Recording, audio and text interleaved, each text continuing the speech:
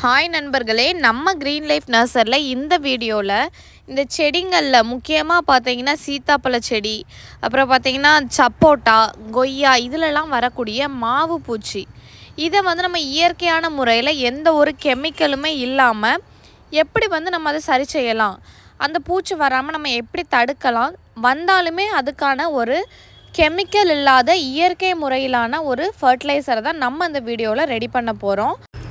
இந்த இயற்கையான ஃபர்டிலைசரை வந்து நம்ம ரெடி பண்ணுறதுக்கு நம்மளுக்கு என்னெல்லாம் தேவைன்னு பார்த்தீங்கன்னா, ஒரு லிட்டர் தண்ணி, 1 லிட்டர் தண்ணிக்கான மெஷர்மெண்ட் தான் நம்ம இப்போ பார்க்க போகிறோம். 1 லிட்டர் தண்ணிக்கு பார்த்திங்கன்னா 5 ml வந்து வேப்பெண்ணெய். 5 ml வேப்பெண்ணெய்க்கு நீங்கள் ஏதாவது ஒரு சோப் சொல்யூஷன் என்ன பிராண்ட் வேணால் நீங்கள் யூஸ் பண்ணிக்கலாம். அதில் வந்து ஒரு 5 சொட்டு வந்து இந்த 5 ml வேப்பெண்ணெய் கூட சேர்த்துட்டு தனியாக ஒரு பவுலில் நல்லா மிக்ஸ் பண்ணிக்கணும். ஏன்னு கேட்டிங்கன்னா, இதை வந்து நம்ம டைரெக்டாக வேப்பெண்ணெயை தண்ணி கூட மிக்ஸ் பண்ணும்போது தண்ணியும் வேப்பெண்ணெயும் மிக்ஸ் ஆகாது. அதனால் இதை வந்து நம்ம தனியாக எடுத்து வச்சுக்கிட்டு நல்லா இந்த தனியாகவே ஒரு பவுலில் நல்லா மிக்ஸ் பண்ணிக்கிட்டு, அதுக்கப்புறமா பார்த்திங்கன்னா நம்ம எடுத்து வச்சுருக்கிற அந்த 1 லிட்டர் வாட்டர் கூட இந்த சொல்யூஷனை வந்து அது கூட நம்ம ஆட் பண்ணிவிட்டு, அதுக்கப்புறம் இந்த சொல்யூஷனை வந்து நம்ம டைரெக்டாகவே செடிங்களுக்கு வந்து நம்ம ஸ்ப்ரே பண்ணி விட்டுறலாம். இது பார்த்திங்கன்னா நம்ம மாதத்துக்கு 2 முறை வந்து செடிங்களுக்கு இதை ஸ்ப்ரே பண்ணி விட்டால் ரொம்பவுமே நல்லது. ஏன்னு கேட்டிங்கன்னா, இதில் வந்து அஸ்வினி பூச்சி, கம்பளி பூச்சி, கருப்பெரும்பு, மாவு பூச்சி இந்த மாதிரி எல்லா பூச்சிகள் தாக்குதல் இருந்துமே நம்ம செடியை வந்து பாதுகாக்கிறதுக்கு வந்து இது ரொம்பவுமே ஹெல்ப் பண்ணுது.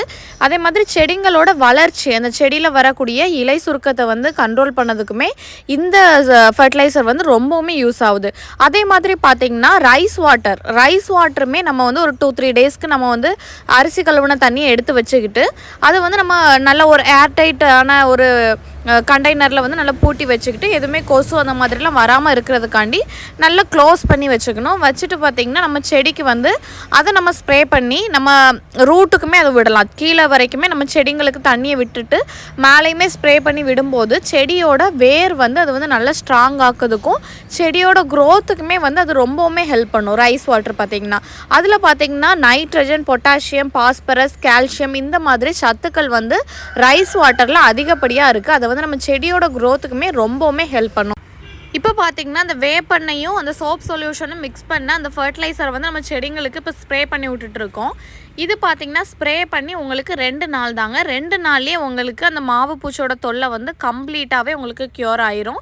செடியோட அந்த இலை சுருக்கமும் பார்த்திங்கன்னா நம்மளுக்கு செடியில் வந்து நல்லாவே க்ரோத் இருக்கும். அதே மாதிரி இந்த மாவு பூச்சிக்கு நம்ம இப்போ மருந்து தெளிச்சிட்டு இருக்கும்போதே கையோட கொஞ்சம் மாவு பூச்சி வரதை வந்து நம்மளால் விசிபிளாகவே பார்க்க முடியும் பாருங்கள். இதே மாதிரி தாங்க ரைஸ் வாட்டருமே நம்ம வந்து செடிங்களுக்கு 2 மாதத்துக்கு 2 முறை விடும்போது செடி வந்து இன்னுமே நம்மளுக்கு நல்லா ஆரோக்கியமாக வளரும். இந்த டிப்ஸ் வந்து உங்களுக்கு ரொம்ப யூஸ்ஃபுல்லாக இருந்தால் மறக்காமல் நம்ம சேனலை லைக் பண்ணுங்கள், ஷேர் பண்ணுங்கள், சப்ஸ்கிரைப் பண்ணுங்கள், அப்படியே பெல் ஐக்கானையும் கிளிக் பண்ணிக்கோங்க.